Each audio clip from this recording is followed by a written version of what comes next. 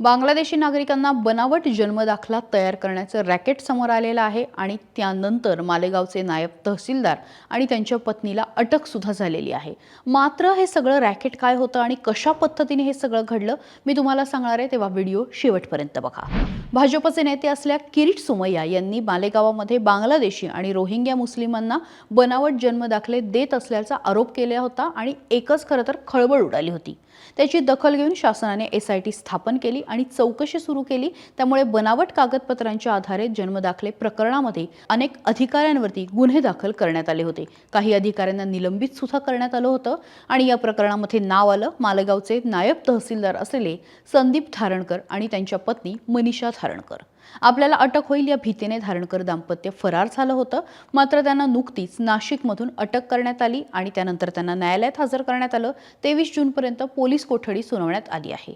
या प्रकरणामध्ये थोड्या नाही तर 1044 नागरिकांना महापालिका आणि तहसील कार्यालयामधून मालेगावमधून बनावट जन्म कागदपत्रांवरती दाखले दिल्याचा आरोप करण्यात आलेला होता।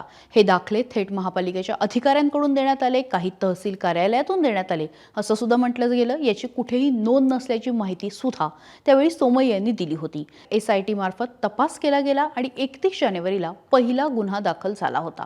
बनावट कागदपत्रांच्या आधारे तयार करण्यात आलेल्या जन्मदाखल्यांच्या प्रकरणामध्ये मालेगाव महापालिकेतले लिपिक ते नायब तहसीलदारापर्यंत अनेक जण सहभागी असल्याचं समोर आलं होतं आणि त्यामध्येच नायब तहसीलदार असले धारणकर आणि पत्नीवरती गुन्हा दाखल झाला होता।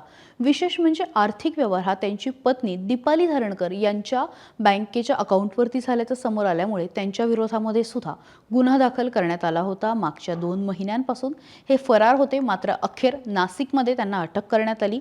50हून अधिक व्यक्तींविरुद्ध या प्रकरणामध्ये गुन्हे दाखल झालेले आहेत आणि खरं तर फक्त रोहिंग्यांनाच नाही तर ज्या पद्धतीने त्यांनी देशाशी गद्दारी केली आहे त्यामुळे त्यांना अधिकाधिक शिक्षा व्हावी याचा पाठपुरावा करणार असल्याचं सुद्धा आता सरकारकडून सांगण्यात आलंय। नेमकं काय होतं आम्ही तुम्हाला सांगत राहू, पण त्यासाठी सकाळ आणि सरकारनामा लाईक, शेअर, सबस्क्राईब करायला विसरू नका।